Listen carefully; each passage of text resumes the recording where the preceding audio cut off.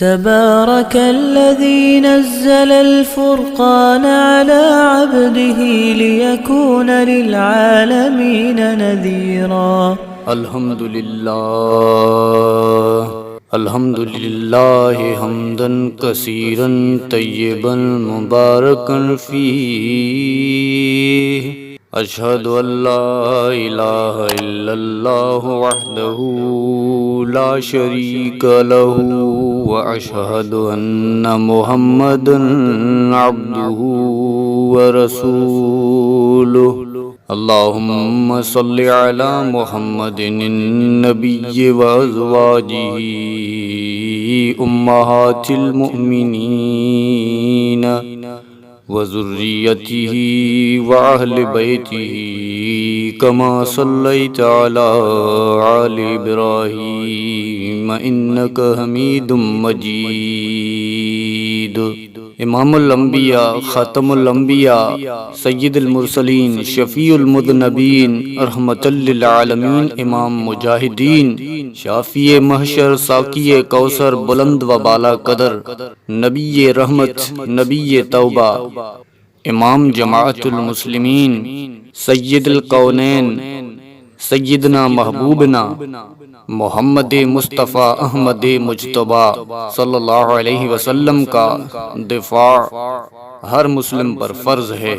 سورہ اعراف میں آیت نمبر 157 میں اللہ رب العالمین کا ارشاد گرامی ہے: اعوذ باللہ السمیع العلیم من الشیطان الرجیم من حمزہ ونفخہ ونفثہ بسم اللہ الرحمن الرحیم فالذین آمنوا بہ وعزروہ ونصروہ واتبعوا النور الذی انزل معہ اولئک ھم المفلحون۔ جو لوگ رسول پر ایمان لائے، اس کی حمایت اور مدد کی اور اس نور یعنی قرآن مجید کی پیروی کی جو اس کے ساتھ نازل کیا گیا ہے، وہی فلاح پانے والے ہیں۔ اللہ کے رسول صلی اللہ علیہ وسلم پر لگائے گئے الزامات، اعتراضات کا جواب دینا ہر ایمان والے مسلم پر واجب ہے۔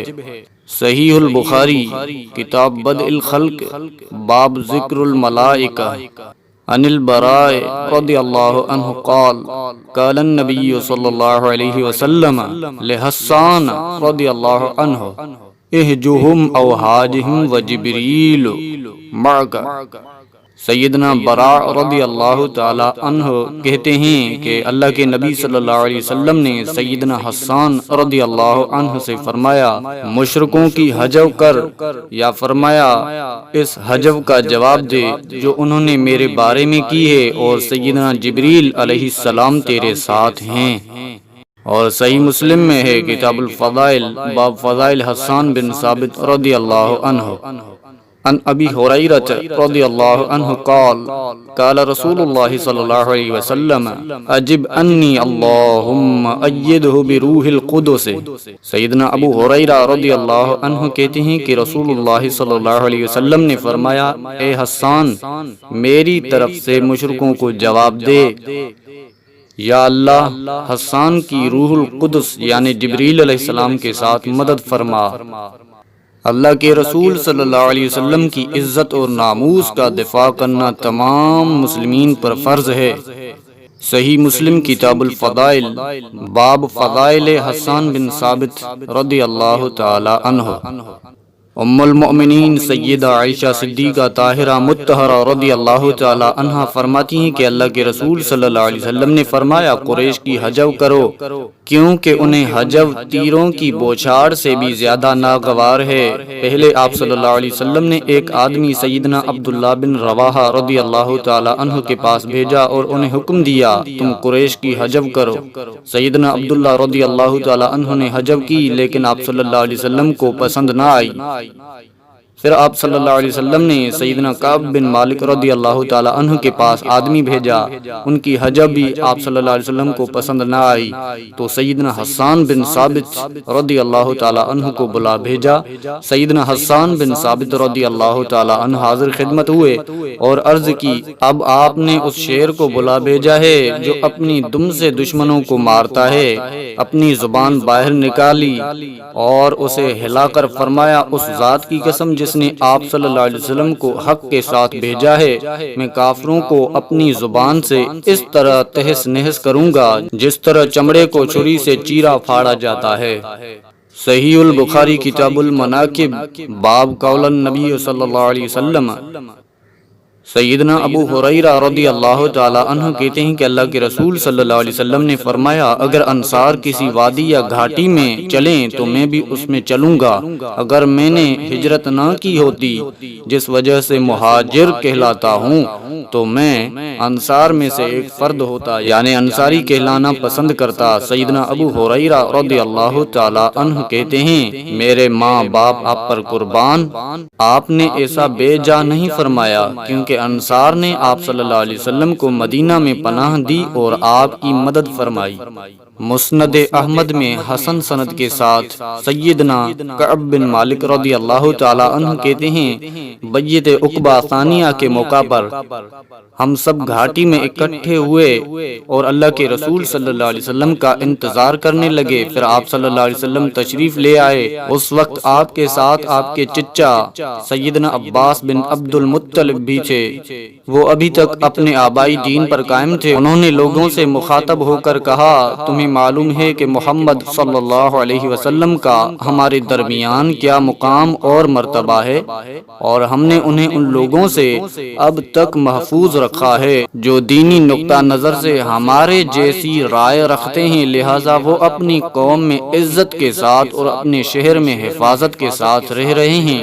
لوگوں نے عرض کیا، عباس، آپ نے جو کچھ کہا ہم نے سن لیا، یا رسول اللہ صلی اللہ علیہ وسلم، اب آپ ارشاد فرمائیں، اپنے لیے اور اپنے رب کے لیے جو ہم سے عہد و پیمان لینا چاہتے ہیں وہ لیجئے۔ اللہ کے رسول صلی اللہ علیہ وسلم نے پہلے قرآن مجید کی تلاوت فرمائی، اللہ عز و جل کی طرف دعوت دی اور اسلام کی رغبت دلائی، اور فرمایا، میں تم سے اس بات پر بیعت لیتا ہوں کہ تم ہر اس چیز سے میری حفاظت کرو گے جس سے اپنی عورتوں اور بچوں کی حفاظت کرتے ہو۔ اس پر سیدنا براء بن معرور رضی اللہ تعالی عنہ نے آپ کا دست مبارک پکڑا اور عرض کی، ہاں، اس ذات کی قسم جس نے آپ کو حق کے ساتھ بھیجا ہے، ہم یقیناً اس چیز سے آپ کی حفاظت کریں گے جس سے ہم اپنی جانوں کی حفاظت کرتے ہیں، لہٰذا اے اللہ کے رسول صلی اللہ علیہ وسلم، آپ ہم سے بیعت لیں، ہم جنگ کے بیٹے ہیں اور ہتھیاروں سے خوب واقف ہیں، یہ وراثت ہمیں باپ دادا سے ملی ہے۔ یہ ہیں محمد صلی اللہ علیہ وسلم کا دفاع کرنے والے سپاہی۔ وہ سپاہی نبی کے بنے تھے، ہم صحابہ کے بن کے سپاہی۔ صحیح مسلم کتاب الفضائل باب فی فضل سعد بن ابی وقاص رضی اللہ عنہ۔ سیدہ ام المؤمنین عائشہ صدیقہ رضی اللہ تعالی عنہ کہتی ہیں، ایک رات اللہ کے رسول صلی اللہ علیہ وسلم کی آنکھ کھل گئی اور نیند اچاٹ ہو گئی۔ آپ صلی اللہ علیہ وسلم نے فرمایا، کاش میرے اصحاب میں سے کوئی نیک بخت آج کی رات میری حفاظت کرتا۔ ام المؤمنین کہتی ہیں، اتنے میں ہمیں ہتھیاروں کی آواز سنائی دی۔ اللہ کے رسول صلی اللہ علیہ وسلم نے پوچھا، کون ہے؟ آواز آئی، سعد بن ابی وقاص رضی اللہ تعالی عنہ ہوں۔ یا رسول اللہ صلی اللہ علیہ وسلم، میں آپ کی خدمت میں پہرا دینے کے لیے حاضر ہوا ہوں۔ ام المؤمنین کہتی ہیں کہ پھر اللہ کے رسول صلی اللہ علیہ وسلم آرام سے سو گئے، یہاں تک کہ میں نے آپ صلی اللہ علیہ وسلم کے خراٹوں کی آواز سنی۔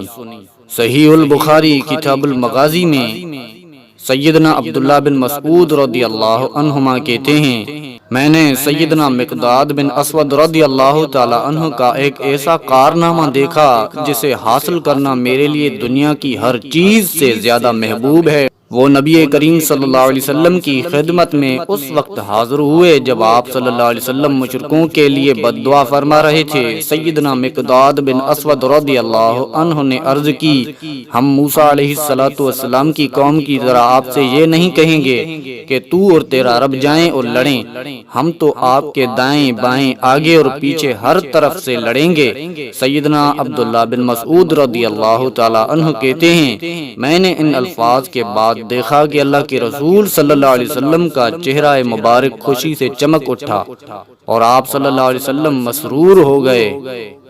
صحیح مسلم کتاب الجہاد میں سیدنا انس بن مالک رضی اللہ تعالی عنہ کہتے ہیں، احد کے روز شکست کھانے کی وجہ سے صحابہ کرام اللہ کے رسول صلی اللہ علیہ وسلم سے الگ ہو گئے، صرف سیدنا ابو طلحہ رضی اللہ تعالی عنہ آپ کے پاس رہ گئے۔ وہ اپنی ڈھال آپ صلی اللہ علیہ وسلم کے اوپر کیے ہوئے تھے۔ سیدنا ابو طلحہ رضی اللہ تعالی عنہ زبردست تیر انداز تھے۔ اس روز ان کے ہاتھوں 2 یا 3 کمانیں ٹوٹیں۔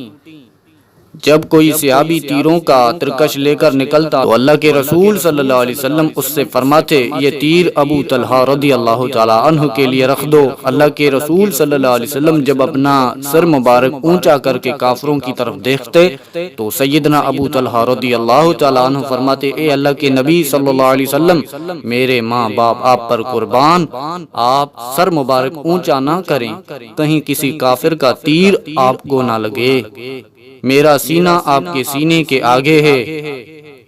یہ صحیح مسلم کتاب الجہاد میں۔ ترمذی میں حسن سند کے ساتھ ابواب المناقب، باب مناقب طلحہ بن عبید اللہ رضی اللہ عنہما۔ سیدنا زبیر رضی اللہ تعالی عنہ کہتے ہیں، غزوہ احد کے روز اللہ کے رسول صلی اللہ علیہ وسلم 2 زرہیں پہنے ہوئے تھے۔ آپ صلی اللہ علیہ وسلم نے پناہ حاصل کرنے کے لیے ایک چٹان پر چڑھنے کی کوشش کی لیکن نہ چڑھ سکے۔ آپ صلی اللہ علیہ وسلم نے سیدنا طلحہ رضی اللہ تعالی عنہ کو نیچے بٹھایا اور ان پر سوار ہو گئے۔ سیدنا طلحہ رضی اللہ تعالی عنہ نے آپ صلی اللہ علیہ وسلم کو اوپر اٹھایا حتیٰ کہ آپ صلی اللہ علیہ وسلم چٹان کے اوپر چڑھ گئے۔ سیدنا زبیر رضی اللہ تعالی عنہ کہتے ہیں، میں نے نبی کریم صلی اللہ علیہ وسلم کو فرماتے ہوئے سنا، فقال فسمعت النبی صلی اللہ علیہ وسلم اوجب طلحہ رضی اللہ عنہ۔ سیدنا زبیر رضی اللہ تعالی عنہ کہتے ہیں کہ میں نے نبی کریم صلی اللہ علیہ وسلم کو فرماتے ہوئے سنا، سیدنا طلحہ کے لیے جنت واجب ہو گئی۔ صحیح مسلم کتاب الجہاد، باب غزوہ احد۔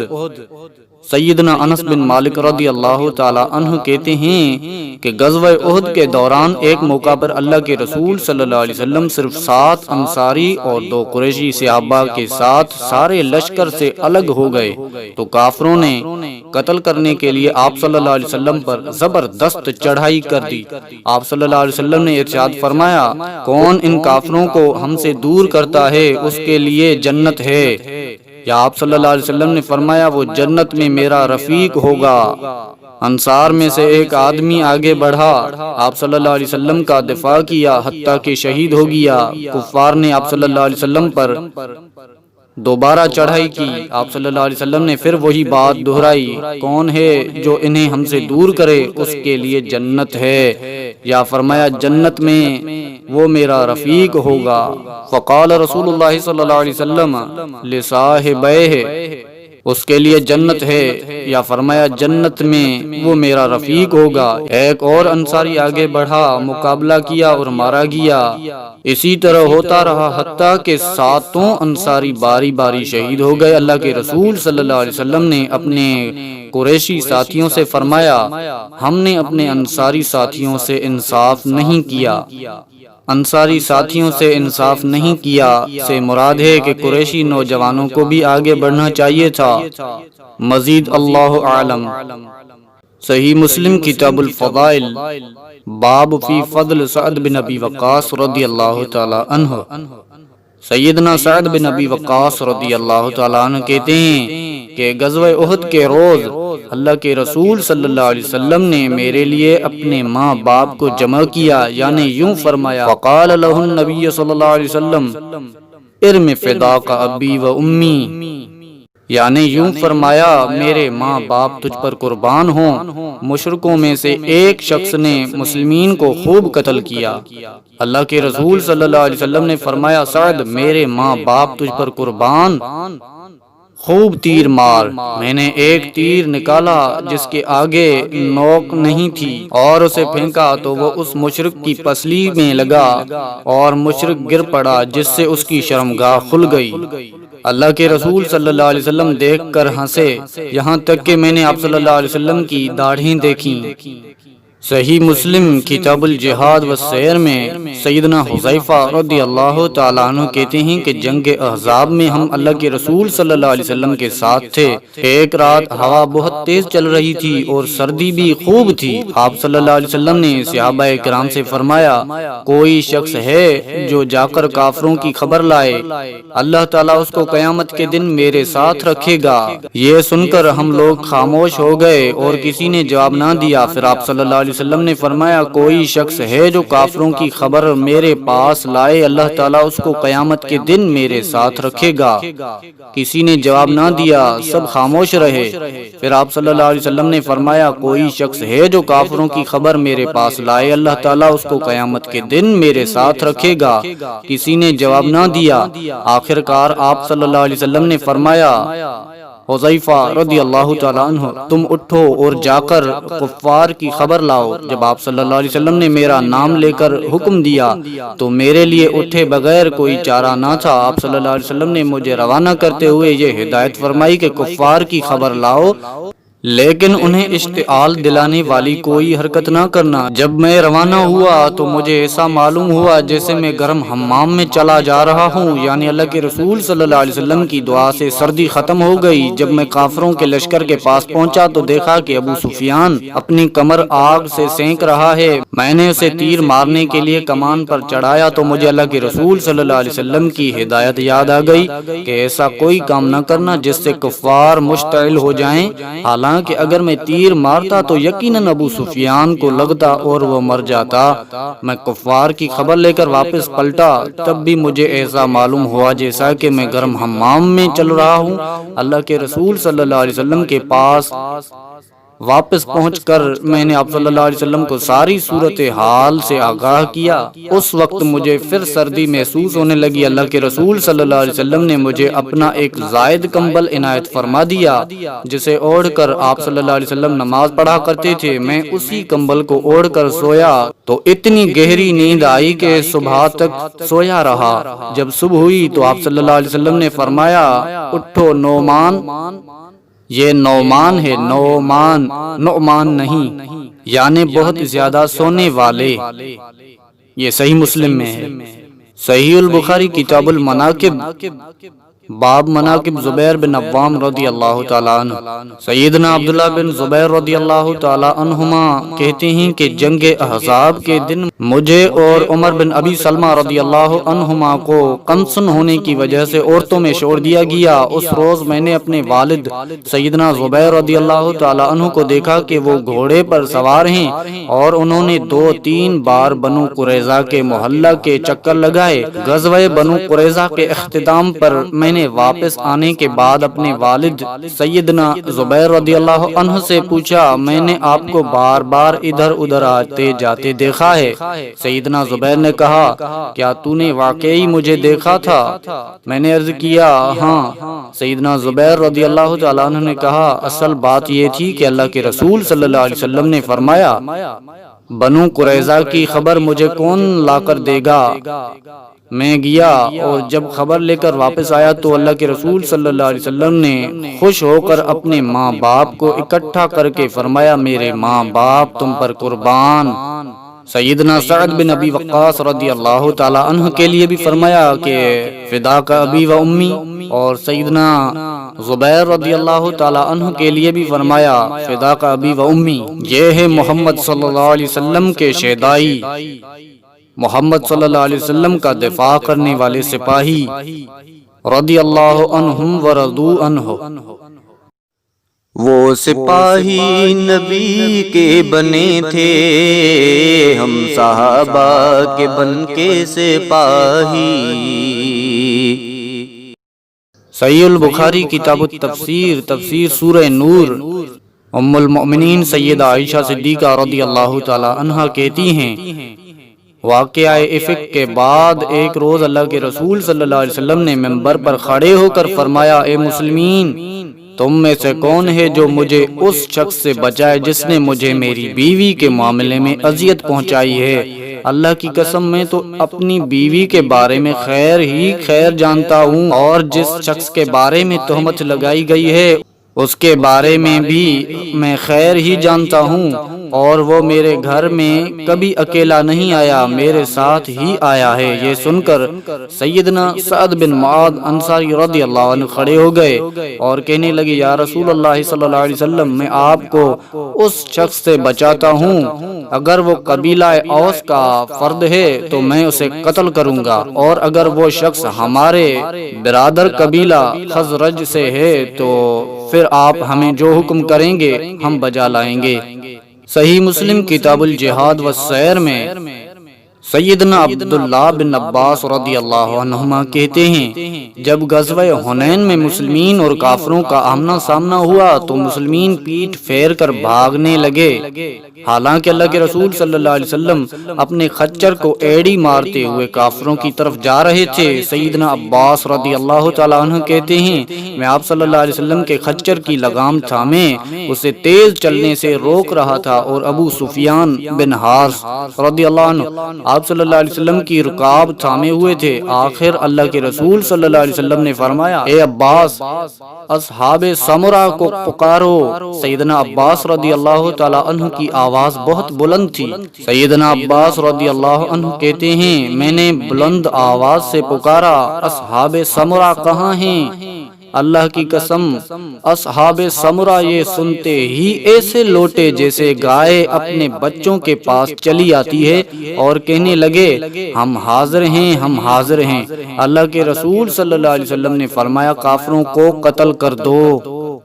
سمرہ ایک جنگلی درخت کا نام ہے۔ غزوہ حدیبیہ میں سمرہ درخت کے نیچے بیٹھ کر آپ صلی اللہ علیہ وسلم نے صحابہ کرام سے جہاد کی بیعت لی تھی، جسے بیعت رضوان بھی کہا جاتا ہے۔ اصحاب سمرہ سے مراد وہی صحابہ کرام ہیں جنہوں نے بیعت رضوان میں حصہ لیا تھا۔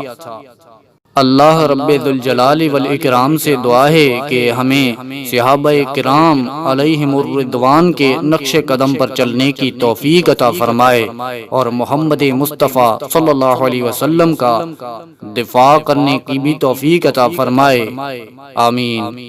اقول ھذا واستغفر اللہ لی ولکم۔ تبارك الذي نزل الفرقان على عبده ليكون للعالمين نذيرا